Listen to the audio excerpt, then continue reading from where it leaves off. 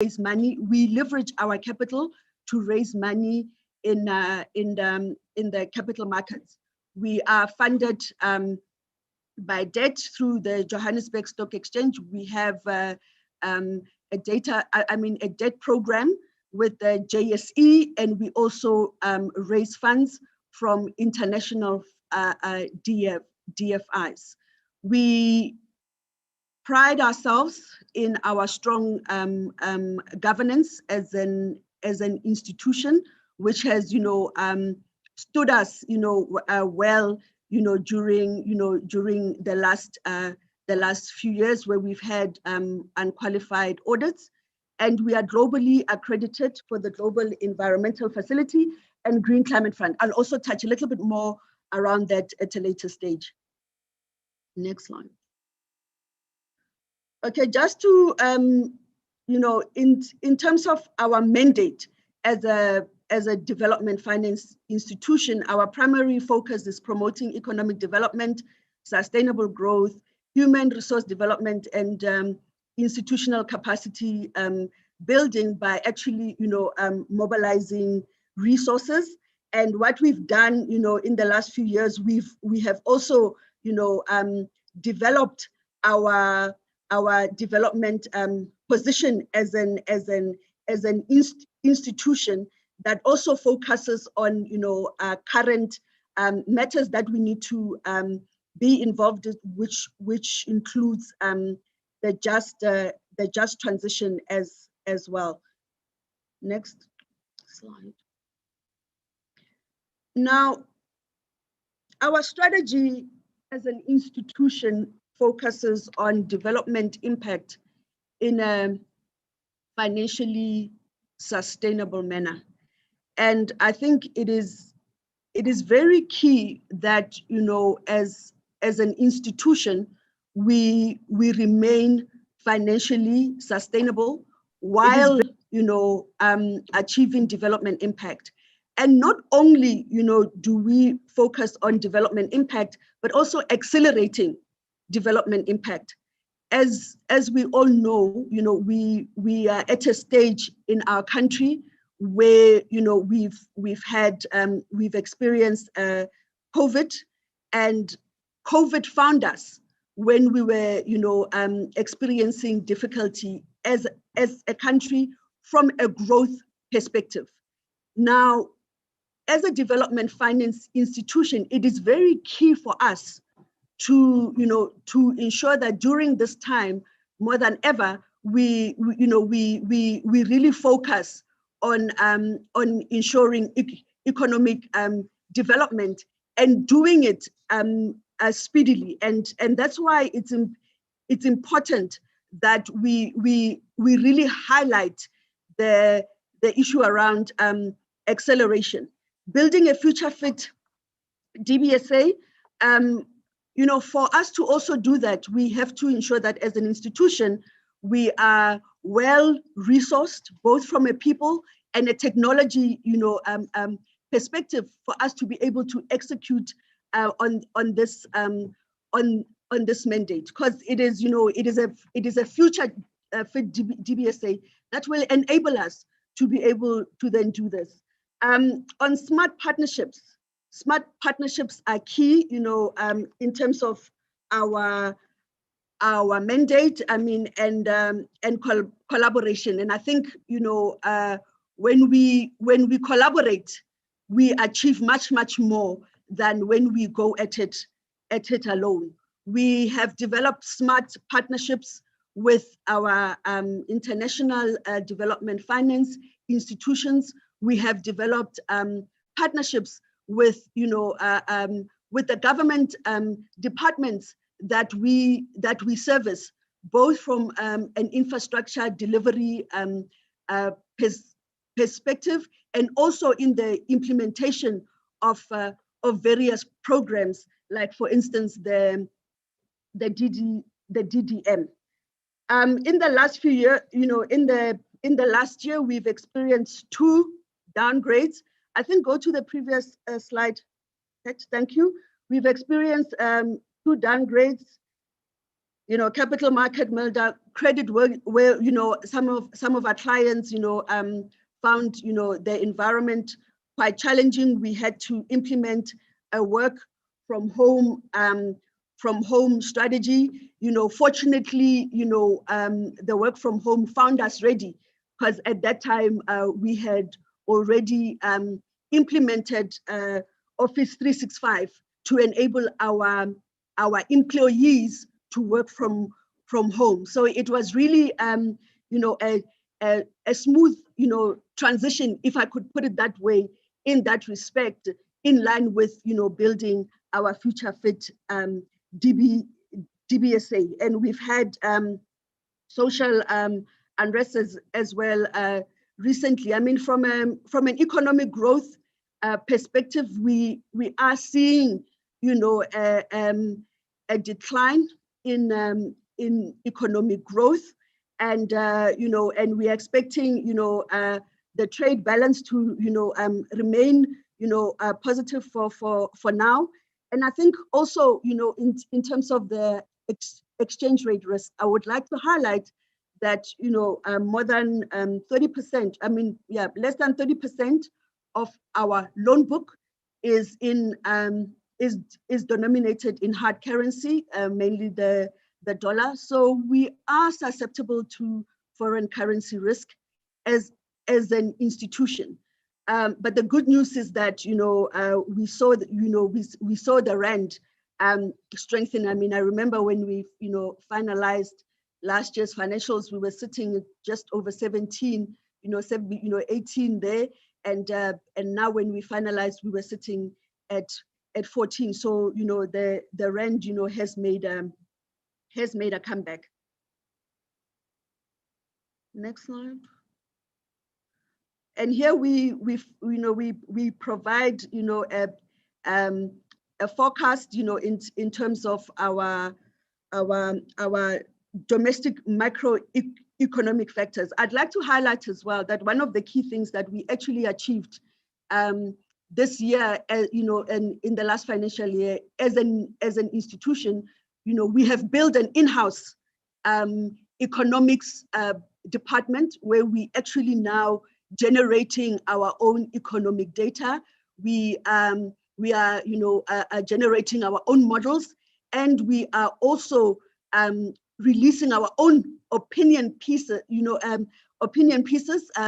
I think you might have seen a few of them in the media published by our chief our chief economist. Next slide.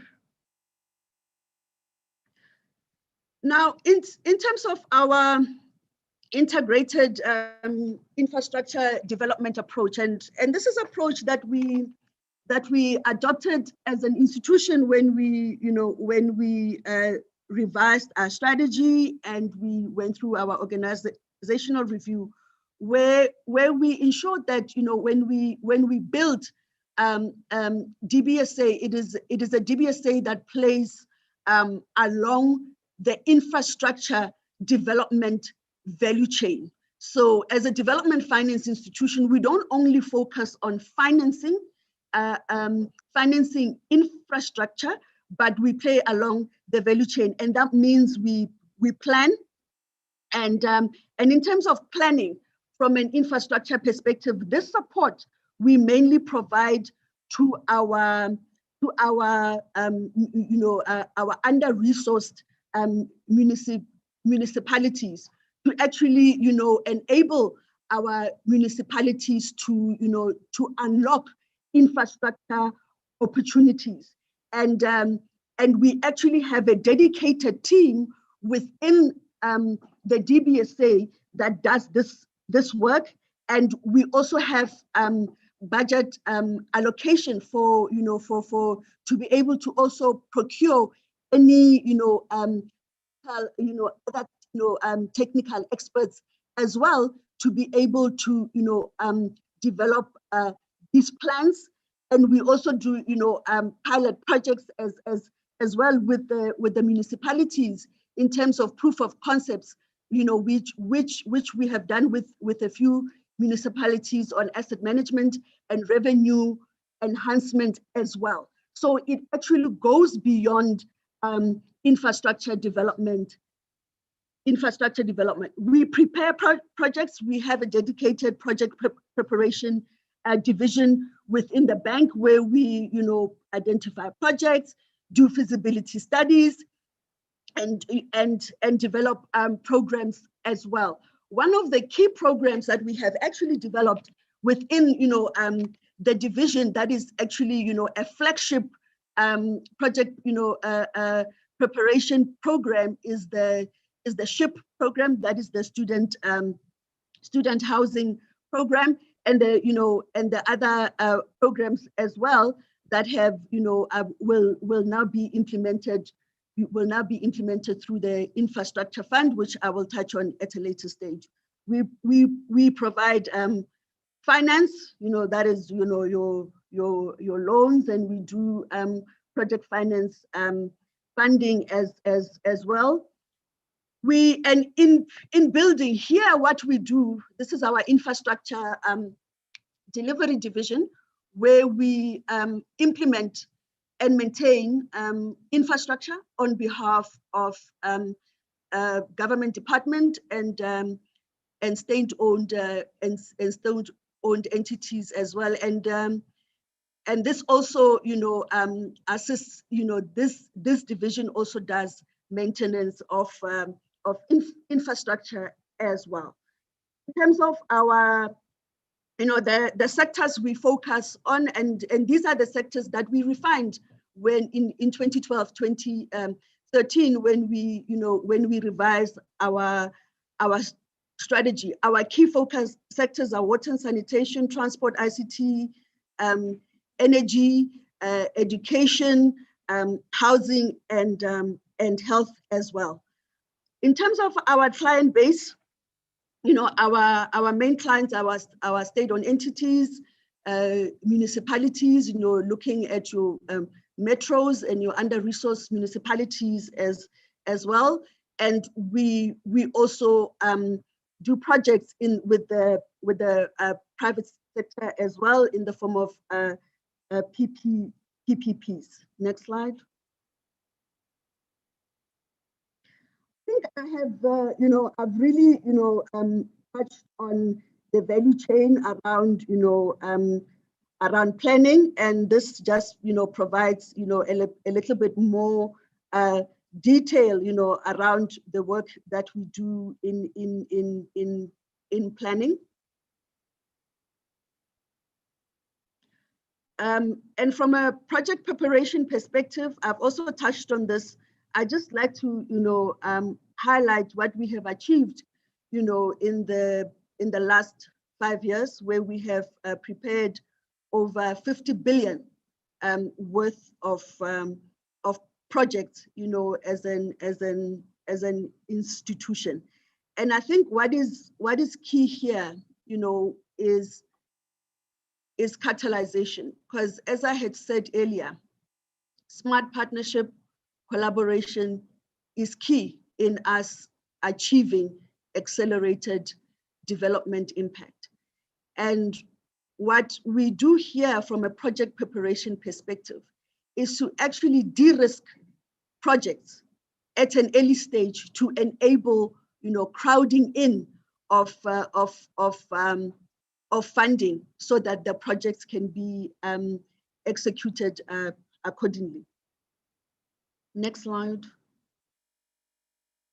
I've also touched on our financing business, and as we can see, since 2017 to 2020, we have averaged about 12.25 billion in disbursements, and these disbursements go towards infrastructure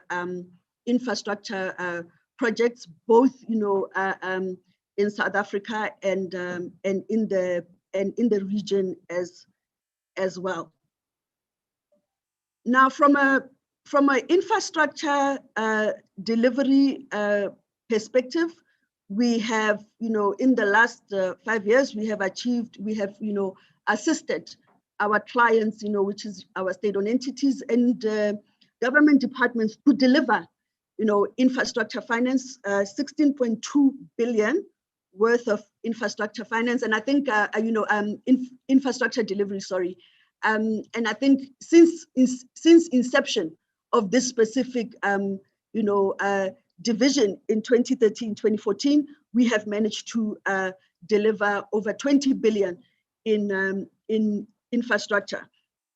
And as you can see here, maybe go back, as you can see here in terms of, the number of jobs that have been, created annually, you're looking at almost 50,000 jobs, the SMME spend, the schools that have been refurbished and the new schools that have also been built and the health facilities. This is significant impact, from a social infrastructure perspective, in making sure that, our children are taught, in well, structured and well looked after infrastructure and, and live in dignity, which is a basic requirement of any, human being. I've touched on, what we do from an infrastructure delivery perspective. Now, in terms of how we have, performed from an infrastructure, when we look at in Q1 of 2021, 21 to 2022, and how we performed in 2020. In terms of infrastructure unlocked, we achieved 1.4 billion. Project prepared and committed for funding was 2.4 billion. We reached total disbursements of 15.4 billion in 2020. And in Q1 of 2022, we have already done 5.8 billion in disbursements, and most of those disbursements actually went to supporting our metros. In terms of funds catalyzed, please go back. Which I touched on about one of the key roles in us, catalyzing funds for infrastructure development. We catalyzed for 43.1 billion, and we managed to deliver infrastructure to the value of 4.1 billion in 2020, and I think in 2021 it was slightly below that due to the impact of the lockdowns. And for the first quarter of this year, we have already achieved 793 million in infrastructure delivery.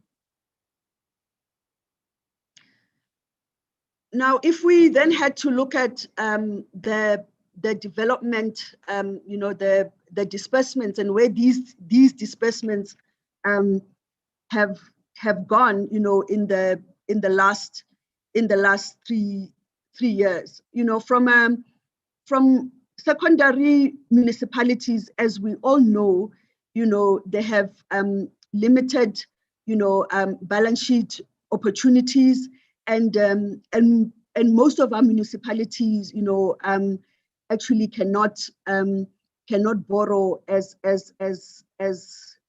well.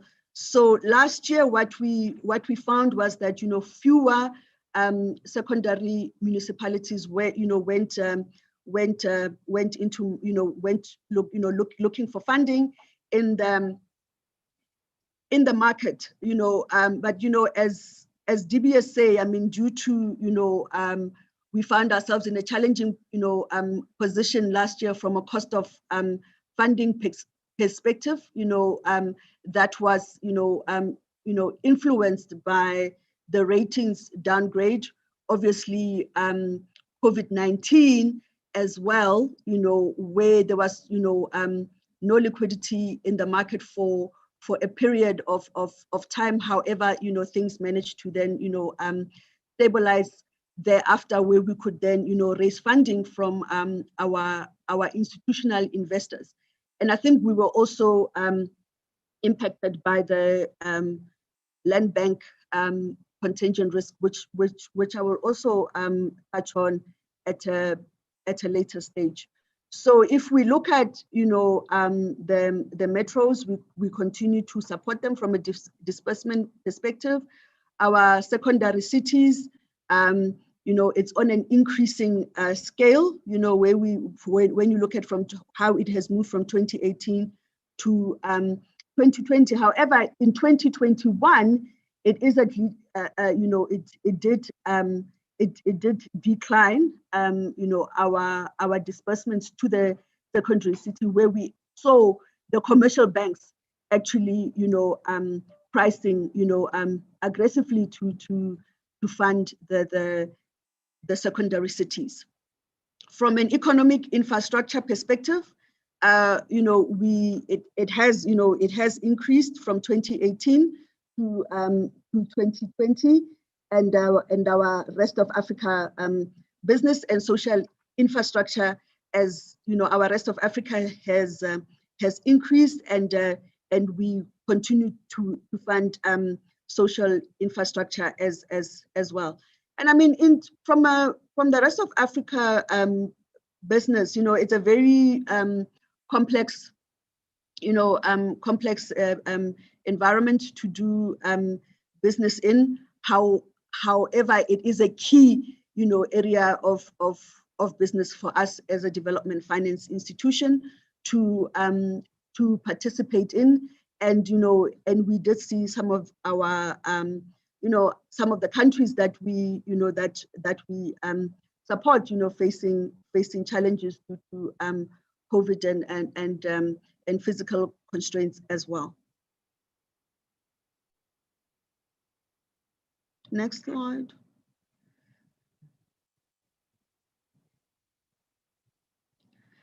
Now, from a financial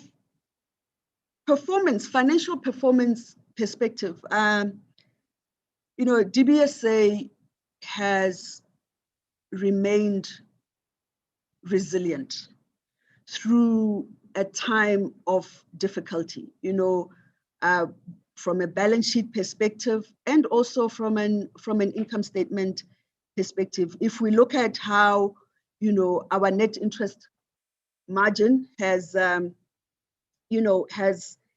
been strengthening over a period of time, from 2017 to 2020, we have seen how our return on average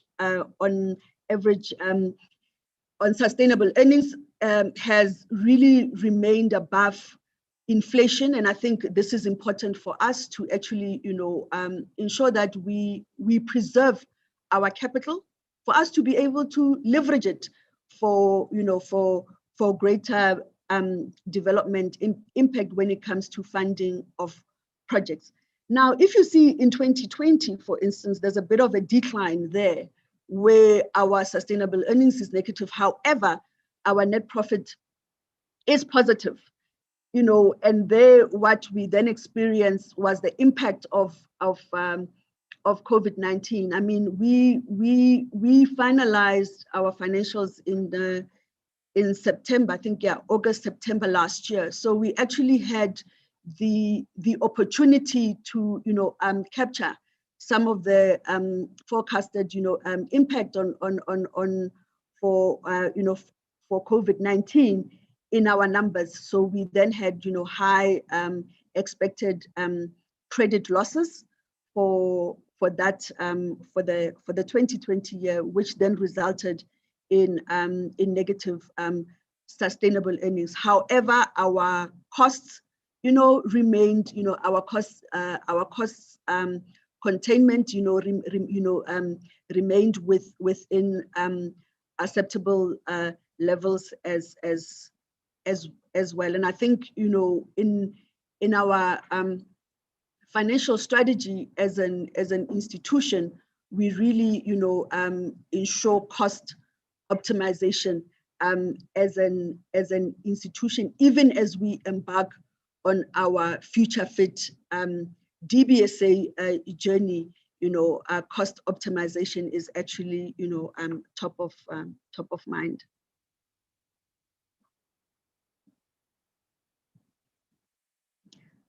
Our we have legislated debt to equity of 250% as an institution, and our equity has been growing. Our total equity has been growing over time. Our asset base has been growing over time, as you can see, from 2017 to 2020. We have grown from 84 billion to over 100 billion. And this is really a great achievement for Dbsa, considering the operating environment we find ourselves in. Our total liabilities is actually made up on our bonds that we our listed bonds on the JSE, and lines of credit that we utilize from development finance, from international development finance institutions. And I must say here that one of the things that our treasury did very well last year during COVID, when we couldn't actually raise money in local currency, we actually expanded our sources of funds, base, and actually raise money in dollars, to be able to then meet our disbursement requirements. Our non-performing loan remains within acceptable levels, and I think last year we reported it at just over 7%.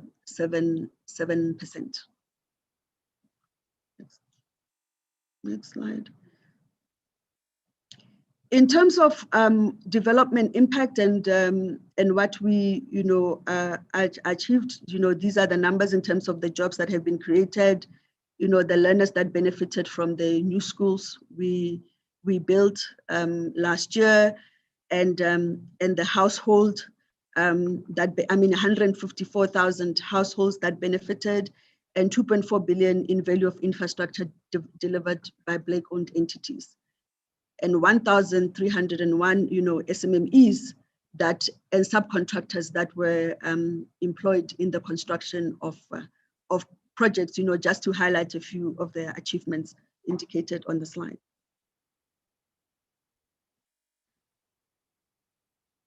Now here, in terms of municipal support, just to, I had already, alluded to the support that we provide our municipalities, and in the year 2020, we had, 1.7 billion, infrastructure unlocked in 8 municipalities. That has resulted in 98 projects.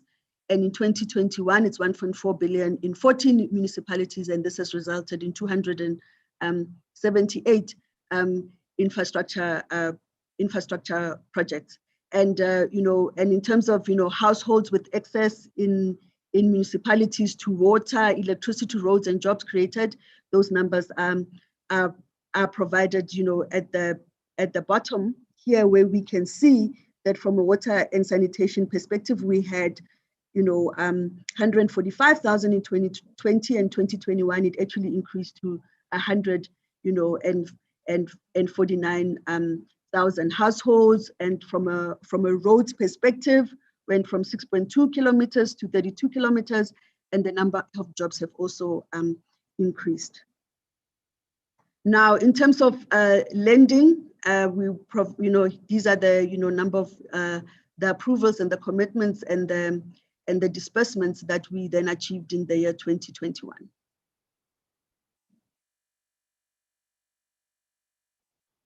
Next slide.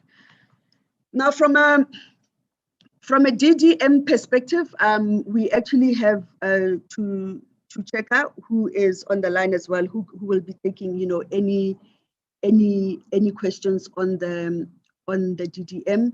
The district development model is an initiative that Dbsa is providing support to COGTA from an implementation perspective, and Dbsa has also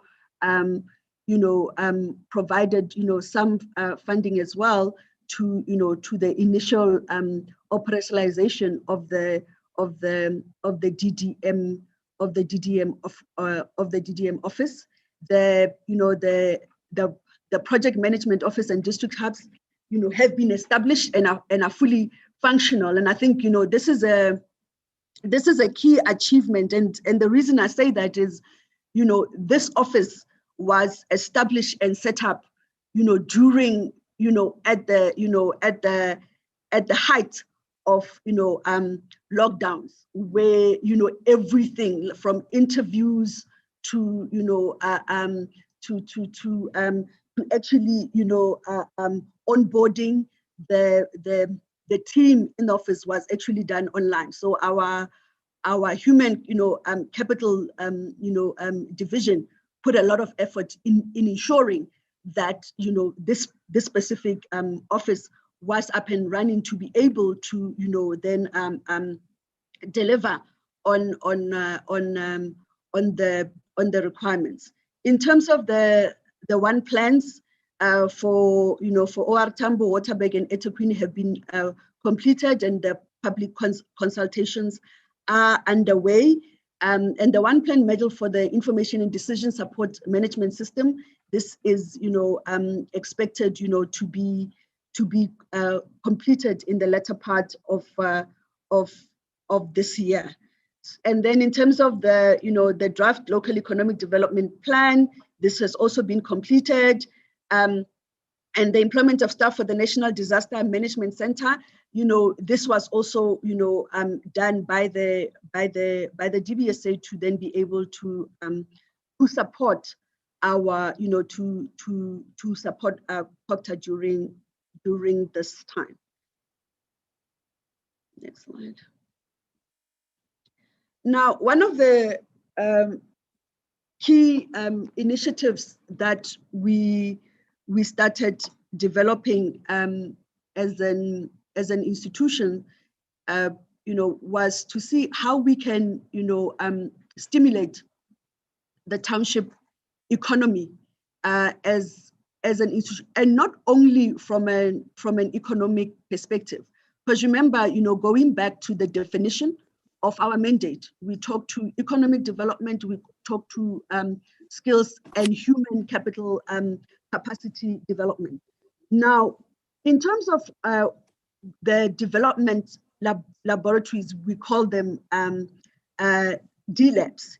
Here we actually, partnering with, various stakeholders to actually, stimulate economic development, and also to build, if I could put it this, 4 IR skills, and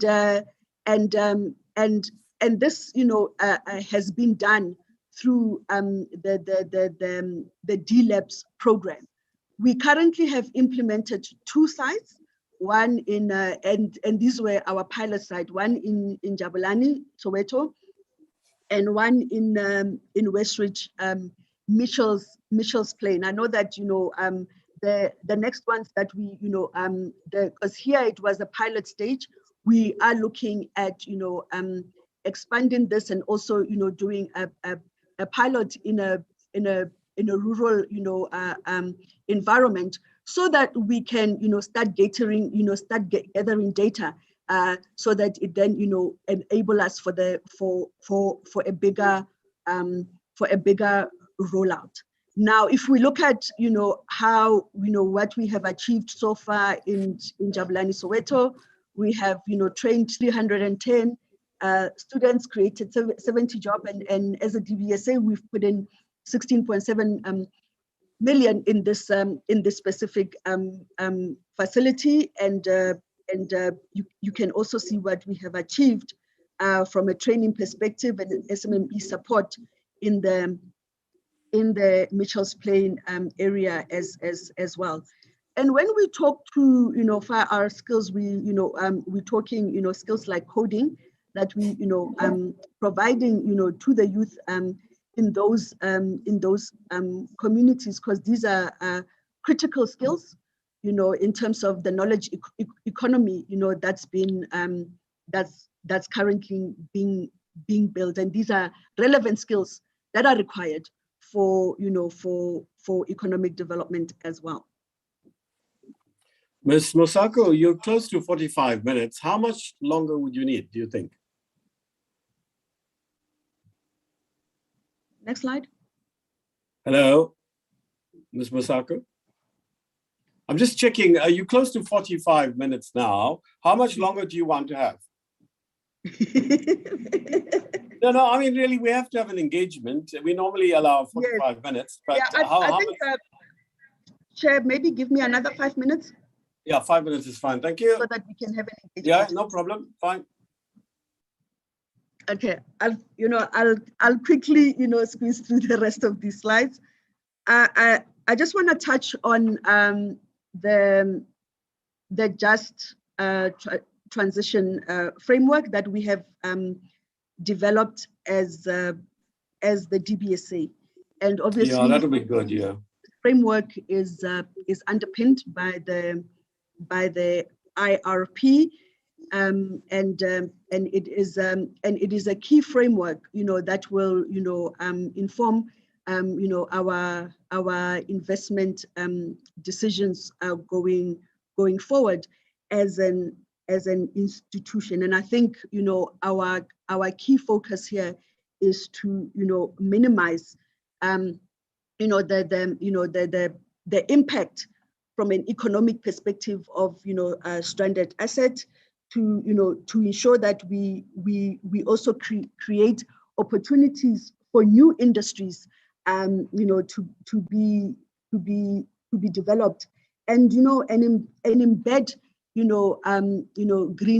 green climate in our operations as well. We actually do have a dedicated green climate financing division within the bank. Next slide. And here we then highlight the various sources of funds that we have raised as the Dbsa to be able to execute on our green climate financing mandate. Next slide. And these are the partnerships as well. It's the detail on the key international partnerships. Now, in terms of the infrastructure fund, and I'm sure you'll have questions on the infrastructure fund. What I'd like to highlight on the infrastructure fund is we signed the MOA in August last year between Dbsa, Infrastructure South Africa, and National Treasury. The office is fully operational. The infrastructure fund is fully operational, established, and it has actually, submitted projects for approval to BFI. So this goes back to our point on accelerating development impact. So we are really moving with speed on this. Okay, and then in terms of the pipeline, we've provided the detail on the pipeline. Okay, and this is an overview of our exposure in the rest of Africa. Next slide. Okay, and then in terms of an update on other matters, these are allegations that were raised by Honorable General Holomisa, and this is a matter that is currently sitting with SCOPA. What we'd like to highlight, with this, with these specific allegations, obviously, we have released our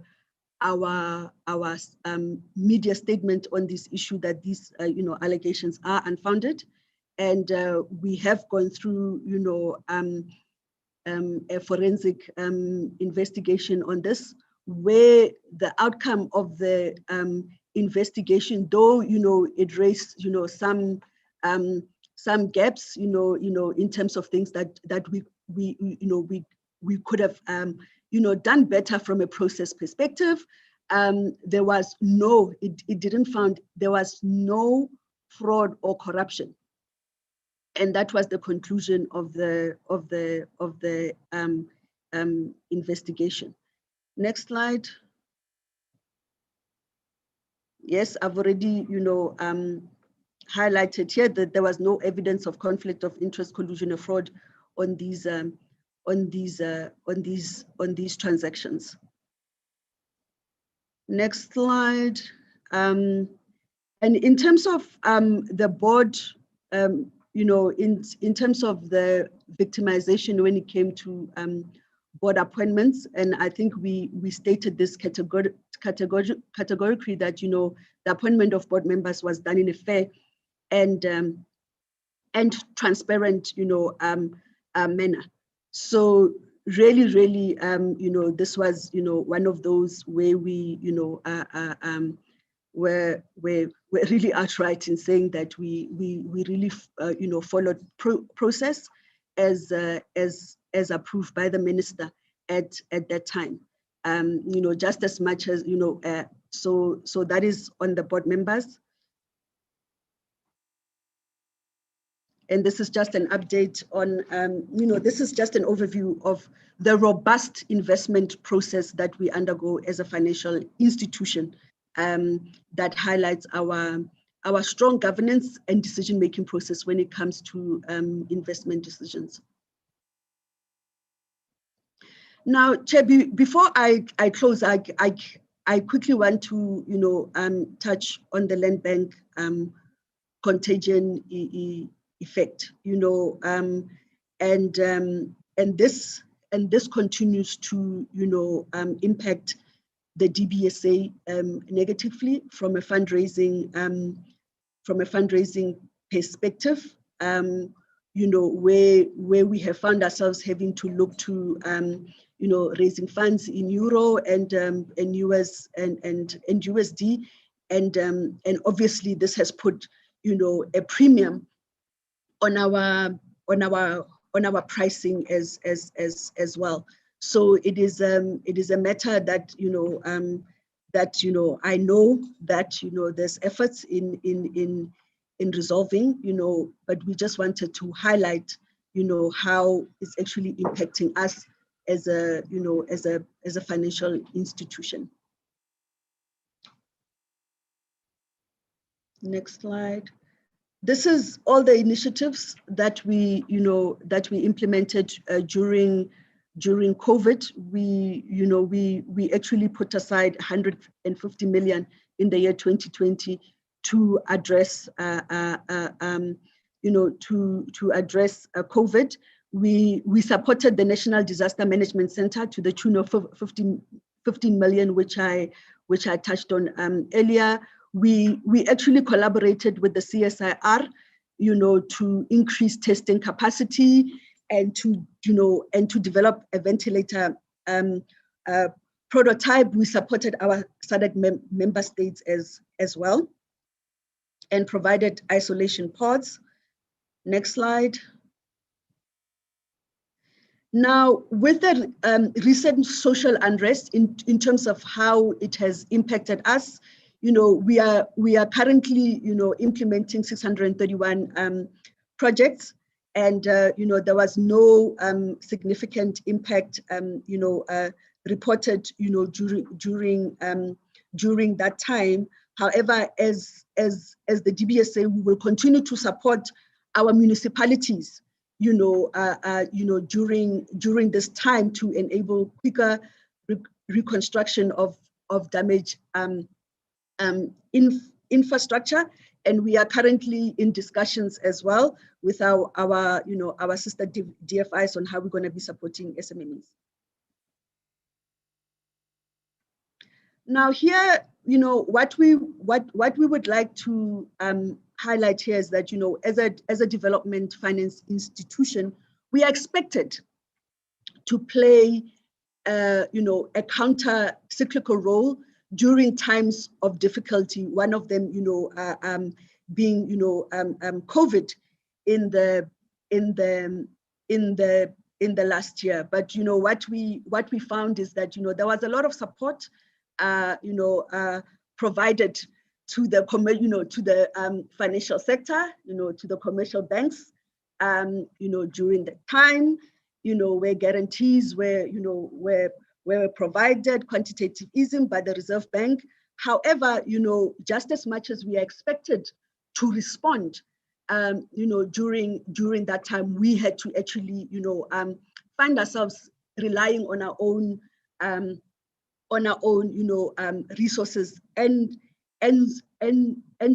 strategic partners to be able to, execute on our mandate. And I think it is something that really has to be, looked at closely to then say, during times like this, what support can then be provided to the DFIs. And then the annexures as well. Thank you. Thank you very much. Are you still there, Chair? Yeah. Okay. Well, I can exit now at 10 o'clock, as I said. But before I do, Comrade Njadu, let me just raise a few things, and then to tell Dbsa yet again, I'm deeply sorry about this. It doesn't often happen, but this is beyond my control, and indeed my party's control, as things have turned out. So, I know people always blame the ANC for everything, and to some extent or other extent, that's true, in my view anyway. But this we can't be blamed for, not the party. Okay, so let's say, let me just say a few things. Firstly, I think, speaking for myself anyway, I'm not sure what other members feel. I think the last slides were quite important. They were rushed through. So, I'd like to suggest the chair considers giving you an opportunity. I'm sure there's plenty of time. I'm not sure why the slide says you're sitting here till 2. Normally our meetings are for 3 hours. That's also in terms of the bandwidth Parliament makes available, unless you negotiate otherwise, which you can do, of course. But normally it's a 3-hour meeting. I can't see what value there would be extending it beyond 3 hours. But if the committee as a majority decides, and you're agreeable to it, and presumably you are, because you say in your slide you're here till 2, that's fine by me. So I'll leave that to you, Comrade Njadu. But I think, it might be useful to go through those slides a bit more. And obviously, you will come back and, depending on the number of questions and the scope of the questions, you're free to fill in what you otherwise would have had we given you more time. So you do have more time. It's just that it's sort of scattered over a 3-hour sitting. I don't think you have actually not enough the time you need. Then secondly, what's good is Poppy and Taka, our researchers' overview of the Dbsa reached you, because you seem to have answered all the questions. I didn't pick up the one about rural municipalities, but maybe that was when my mind drifted. But overall, you seem to have answered most of them. But members may not be content with the answers you've given, and hopefully we aren't, so that we pursue it further. So I'll leave that to the colleagues. But also, of course, Poppy might want to take things forward, as indeed Esther Mohube, the content of as Vida might want to. On the issue of the land, of the development bank, my own view, colleagues, is that overall, given public entities that appear before Parliament, and not least this Finance Committee, the development bank, at least for the last 6 years, for those of us who were in this committee on the NA side in 2014 onwards, the Dbsa seems to be doing overall reasonably well. And to the extent that's accurate, maybe there are some lessons they have, which you might want to share with the committee about why they get things right, notwithstanding, obviously, the inadequacies and so on, and they themselves will admit to some of them, right? So what is it that they do that works? And obviously, you're not going to prescribe to other entities, and they have different nature and different aims and all that. But do they think there's some general lesson we can draw from their experiences? Then you know, I know the good work you're doing on the district development model, and really, you know, that's quite impressive. And you've been at it since the very outset of this concept, I know. So that's good work, I think. But maybe other members may not agree with my view and they'll express their own. Then there has been some talk, you know, I don't know how far it's got. Sort of every now and then it pops up.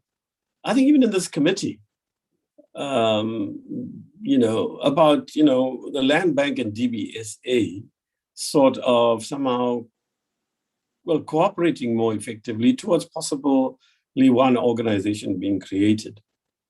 I don't know what your view is on that. Obviously, it's a policy matter for government, but it may be that you have discussed this matter and maybe that you do have a policy position. And if you don't have a policy position, maybe you want to share with us, you know, some of your views on that.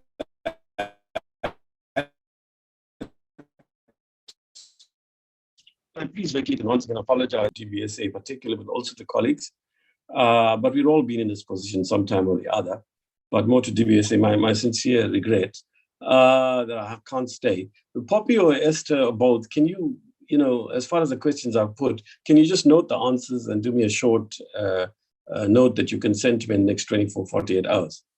Thank you, colleagues. Comrade Njadu, I'm off, and I'll try to rejoin you at about 12:30 if you're still here. Okay, thank you.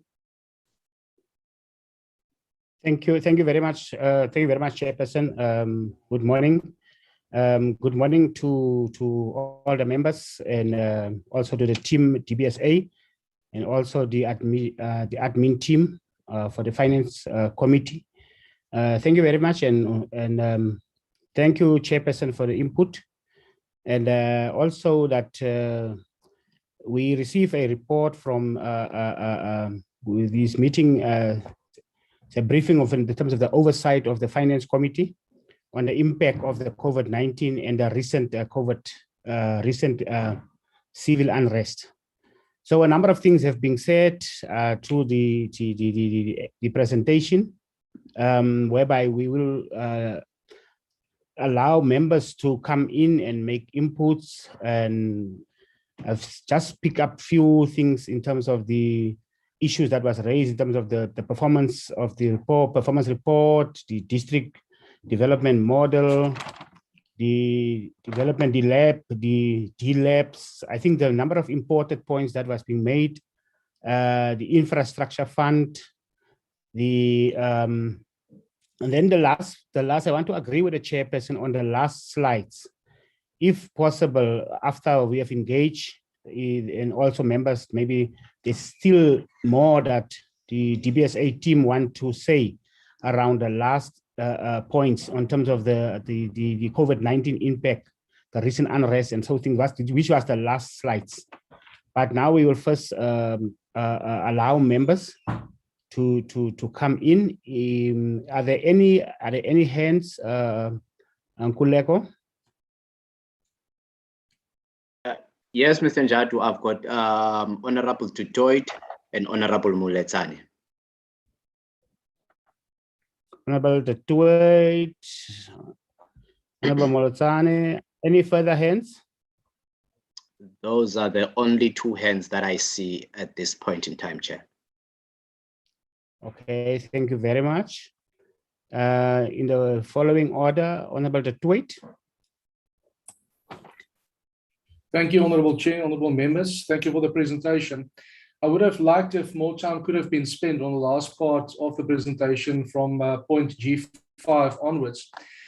Chair, referring to the presentation that was given to our committee by the Land Bank before the constituency period, the Land Bank indicated that they turned away about 50% of their paying customers as a result of financial constraints and as a result of their, well, I'm going to call it their political mandate, although they're supposed to be apolitical. The Development Bank indicated, and I'm going to quote here, the incurred default of the Land Bank has resulted in muted funding appetite for local and some international investors. Now, during that land bank presentation, the question was asked whether if expropriation without compensation is implemented, if the land bank will still be fulfilling their mandate. And their answer was yes, they will still provide support in spite of the fact that they are financially hampered. Now, I want to know from the development bank, what role are they going to play and how do they see this whole situation play out should expropriation without compensation take place? Because they already indicated that as a result of the dire state in which the land bank finds itself, it has a negative effect on the development bank. Overall, it has a negative effect on development of infrastructure, etc., in South Africa. So if we could please have more information on that, and if the development bank could also enlighten us, should we experience or South Africa experience further social unrest in the country, what effect they anticipate this would have on development in the country. I mean, it's no secret that the president has announced that the SANDF will provide further assistance to the SAPs until September this year. So it's obvious that the pressure cooker later will be appreciated.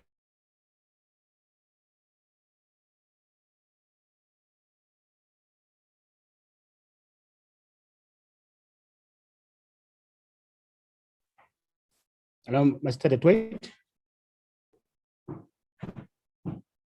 Yes, Chair. Hello, Mr. Are you still there? I'm still here, Chair. Okay, you can continue. No, I'm finished, Chair. Did you get Okay. everything? Yes, we've got everything. Thank you, Chair. Yes, yes, all right. Thank you, Mr. Honorable DeTwait. Honorable Molotane. Thank you, Chair. Let me start first by welcoming the presentation. On the presentation there on slide 26, on the issue of infrastructure fund initial pipeline, they are talking there about the national water programs that is taking place maybe in 6 municipalities. If they can unpack for me which municipalities are those. Secondly, when coming to the issue of the COVID-19, I just want to find out their response to COVID-19 pandemic. To what extent did the intervention focus, especially on the rural municipalities? Thank you, Chair.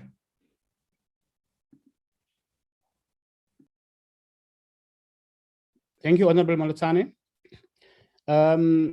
Nkululeko, are there still yet no more hands? No more hands, Chair, on my side. Okay. Okay. Those are the questions to Team Dbsa. Just one point that I would also just want to add in terms of the one what just want to understand in terms of under the performance report, those 14 municipalities and also the 8 municipalities, the 98 projects, just to have more clarity on where those municipalities are, so that one have an understanding in terms of also to have more as to exactly what were the issues on those municipalities in terms of the Dbsa support. I think let me just add out that now for now, and then give back to Mark and Mr. Mark and Ms. Mosako. Thank you. Mr. Mark? Mr. Mark, you are, we can't hear you, Mr. Mark. Hello, Mr. Mark? Will you please unmute yourself? Alon Kuleko, can you assist, Mr. Mark? Yes, Chair, I'm trying that.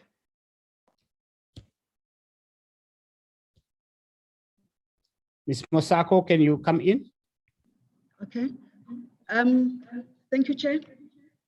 I will start off in answering the question raised by Honorable Dutoy around, the impact of expropriation without compensation, and maybe even, link that to what Honorable Eunice, raised around, land bank. What I'd like to highlight is that, we work, within a system of national policy,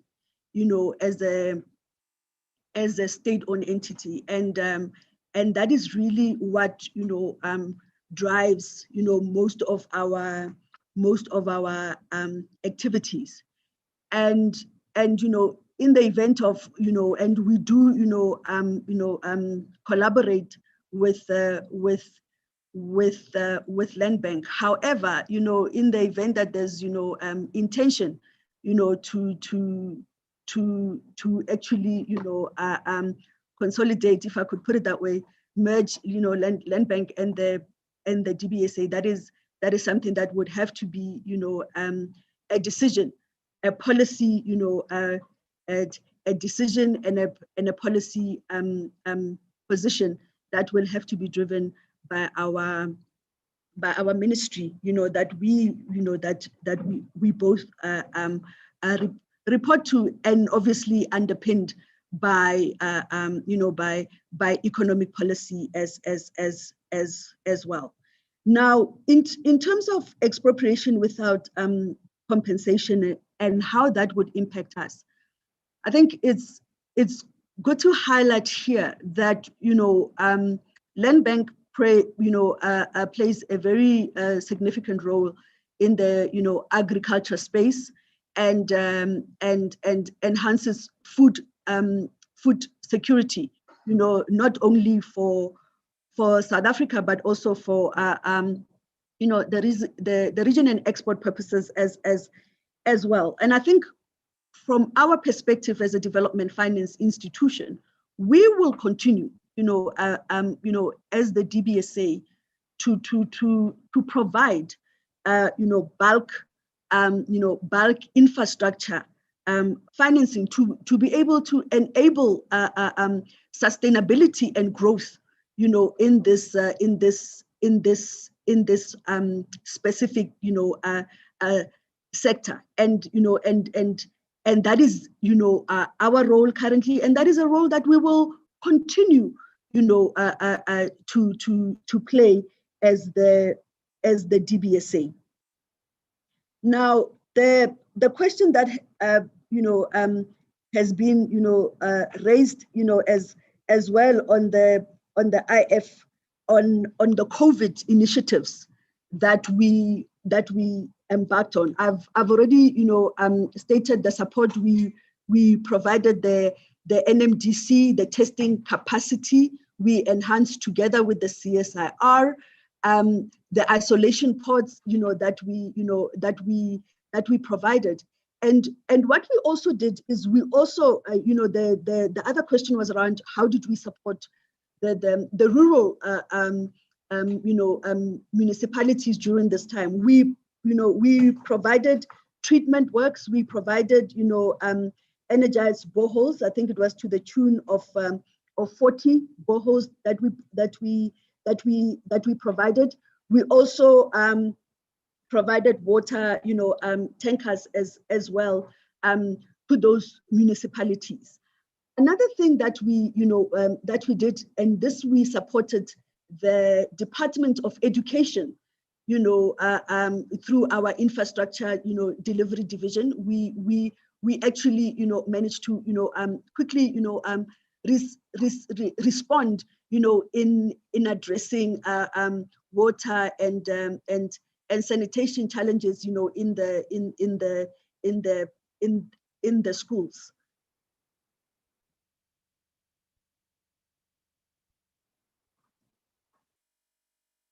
And I think on the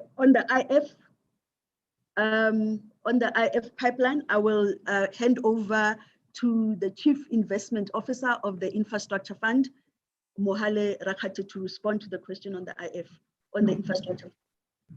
Thank you very much, CFO. Good morning, Chairperson. Yeah, the 6 municipalities that are being supported under the National Water Program are the following: Skukune District Municipality, Vembe District Municipality, Ugu District Municipality, Elembe District Municipality, and Reinkonyeni Local Municipality, as well as Solplaki local municipalities. So this is also in line with the district development model. Thank you very much. Thank you very much, Mr. Rakate, and also Ms. Musako. Mr. Mark, are you back? Can you hear me? Yes. Can you hear me now? Yes.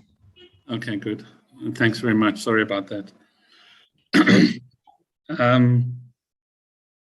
I think I just want to briefly address the question that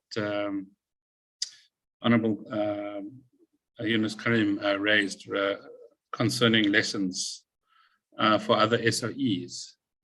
And talking both in my Dbsa board capacity, but also in my capacity as an academic who has studied many of the other SOEs in a lot of detail.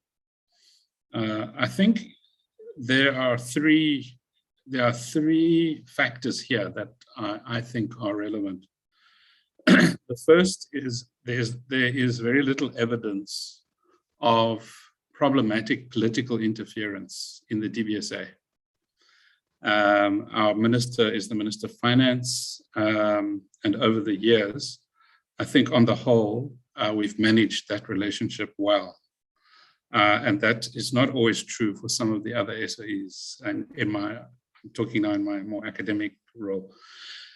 Secondly, as far as board governance is concerned, I think we've had a strong board of independent-minded people. And as Jabo Moleketi said in his final dinner with us before he left his position as board chair, he said the strength of the Dbsa is that the decisions made by the board took place within the boardroom. And I think that is important. And thirdly, we've been able to attract high quality managers who could have earned more in other institutions, but believed in the mission. And that ethos of public service is really critical, rather than an ethos of accumulation.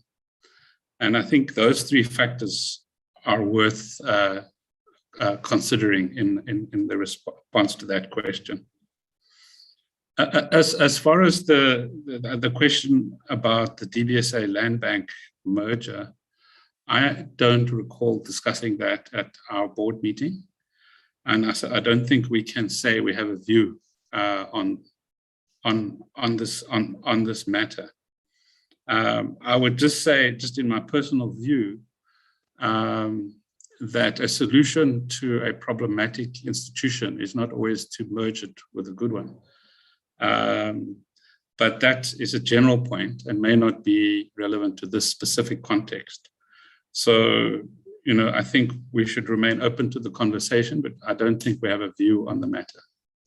Thank you.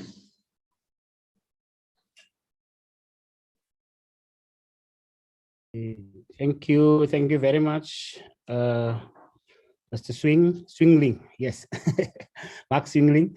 Mr. Mark, thank you very much. We have got feedback from Dbsa. I just want to check again whether are there any other hands, Kuleko? No, Chair. I don't have any hands here. Okay. Yes. I think we have received a comprehensive report from the Development Bank, which have a broad scope of work that the bank is doing. And also that Also, what we wanted to check as an oversight, as the Committee of Finance of the National Council of Provinces, that we, in terms of our oversight, in terms of the current developments that happened, in terms of the recent unrest and the COVID-19, and to understand what is the impact, or what was the impact on the bank in terms of its operations and functions, whether there were any things that was in terms of obstacles that the bank could not maybe perform its duties and implement its mandate.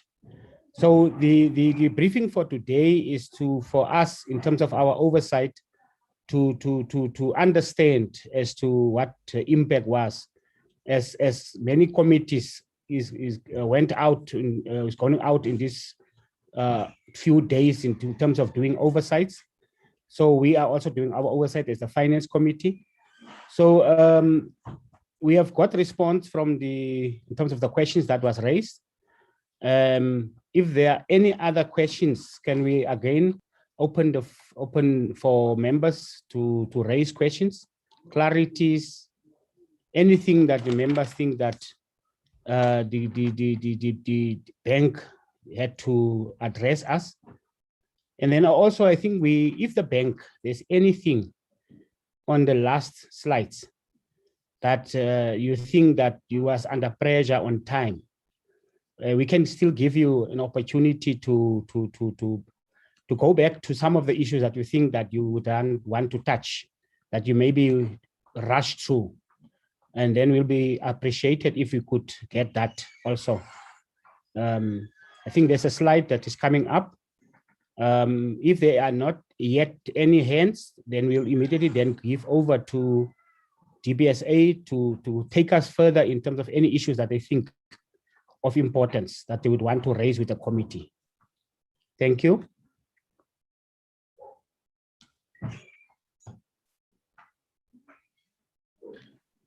Thank you, Chair. I think we have touched on, I've already, highlighted all the it's been detailed here in terms of the support we provided, at the national level, the support, the capacity we provided to the National Disaster Management Center, in terms of human capital support, we provided the provision of screening units, the isolation pods that we provided, the enhanced testing capacity. We also provided support to our SADC, member states as well. So the range, and the support to our municipalities, and also in the infrastructure delivery development division. So I really think when you look at, we actually responded, at different levels, in line with our mandate. We were, able to respond, quickly, in terms of servicing our clients, which is, the national departments in, assisting them in their response initiatives. We were, able to provide the necessary capacity at, municipal level. We were able to collaborate with our technical, infrastructure entities in the form of the CSIR, to then see how we can, respond by enhancing the testing capacity, and looking at development of ventilators as well. And this, actually shows how important, collaboration is, especially, between, government, departments and state-owned entities. A clear demonstration that within, government space, when we collaborate, we can really get a lot done. And this we saw, as part of our response to COVID. Now, the next slide is on the And another thing that I'd like you, and the next slide is on the social unrest. And here, what I highlighted is our support, to our municipal clients to enable them for a quicker reconstruction of damaged infrastructure. So that support will definitely be provided. I'd also like to highlight the SMME support that we will be providing, and this is a collaboration yet again with our sister our sister DFIs, both at the national and provincial level as well. We had already allocated funds to actually see how we can enhance SMME support. And within the Dbsa as well, one of the challenges that we saw was the challenges that are being faced by the construction sector, and C says this is a sector that we rely on, from an implementation perspective. We have also developed financing products for our clients, as a start, who are implementing projects on our behalf, to see how we can then support them to enable infrastructure delivery. And another thing as well that I'd like to raise is, the expansion of our investor base, for us, to be able to, get the necessary funding for us to then, implement. Now, in terms of this slide, I think I have already, highlighted, the importance on how, how as government we need to, view support for DFIs, considering the expectation of them, playing a counter-cyclical role. And I think here, we just want to, emphasize, that point that we saw, other, financial institutions being supported during this time. I think that's about it, Chair. Thank you so much.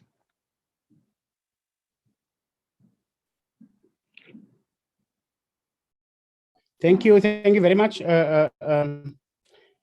Masako. Is that are there anything further from the Dbsa? Any additions, so that we know that in terms of the presentation we have covered everything that we think that we needed to cover? If they are not, we will again check for members who would want to engage. Any hands, Nkululeko?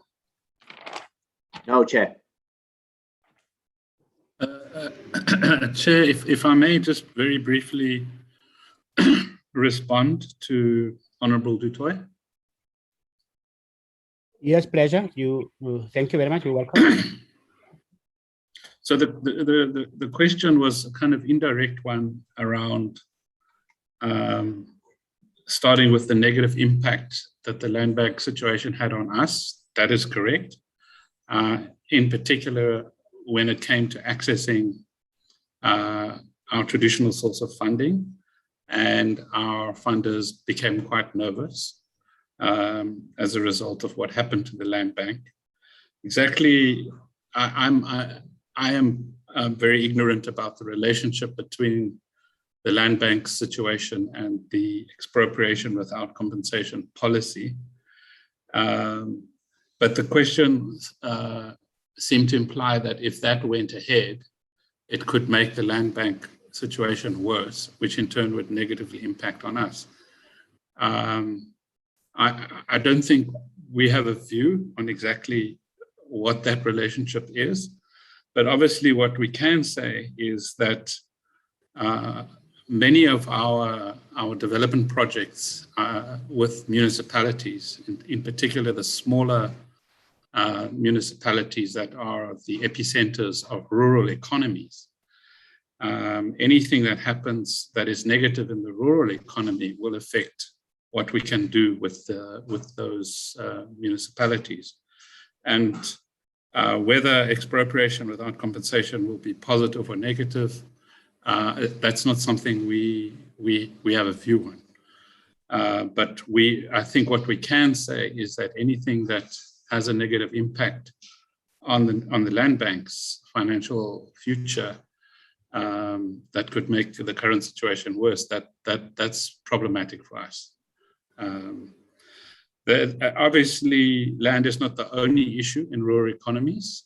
We also have started to get involved in rural infrastructure type projects.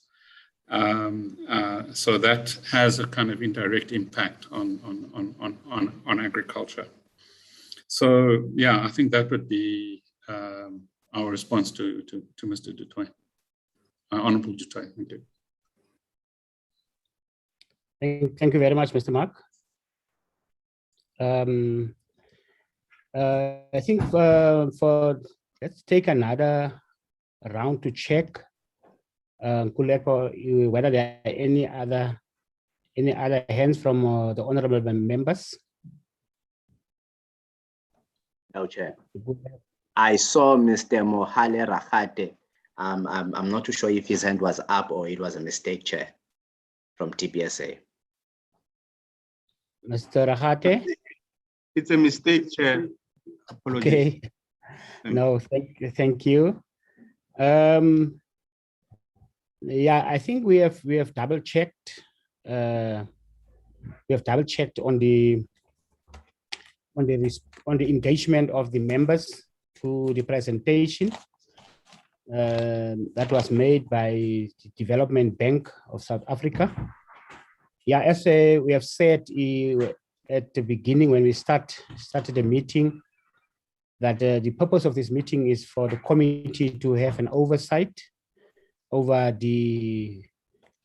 specifically on the current developments that happened, so that we understand as to the impact to the bank. And I think in terms of the presentation today that we, as members of the Finance Committee of the NCOP, to understand the mandate of the bank and also the scope of work of the bank.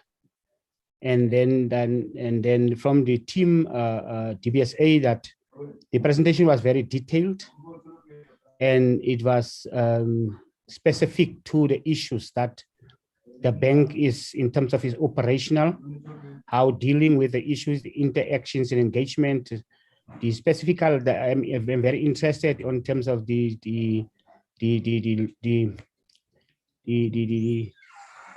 district development, the involvement of the bank in terms of the district development model, which I believe it's a key in terms of development, what government is now in terms of looking how to develop within the municipalities, specific when we look in terms of your rural municipalities and how the district development model will play a vital role in terms of the development of small municipalities, changing the phases of the municipalities. So I think if there are any more hands, we have thought that this meeting will be longer, but I think that the presentation was clear, members understood, and then I think we are coming to the end of this meeting. Kuleko, is there any other thing before maybe I may then close the meeting? Not really, Chair, other than the announcement for next week meeting.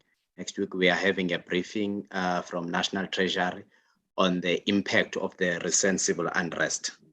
That's all, Chair. Okay, thank you very much, Kuleko. Yeah, I think let me take then this opportunity to thank the team Dbsa, Mr. Rahake, Ms. Mosako, Mr. Mark, the members of the committee of the finance, NCOP, and also the administration, which are always making us these meetings possible, that we be able as the members of the committee to be able to execute our duties, so that we also, in terms of our role, to be able to play our role effective and efficient. So I think on this note, then to thank everybody and to say that I think this meeting now is adjourned, and to thank everybody once more. Thank you very much. Enjoy your day further. Thank you very much. Well, colleagues. Bye-bye. Thank you, Chair. Thanks very much.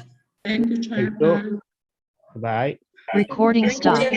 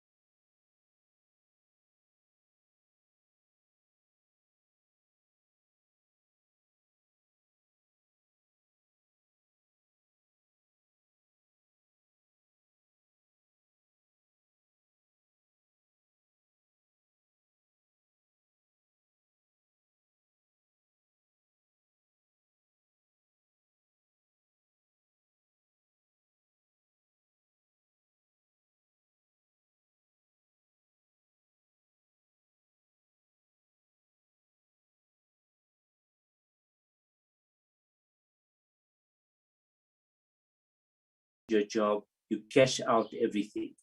And therefore you never ever build up an amount for your retirement. So we want to definitely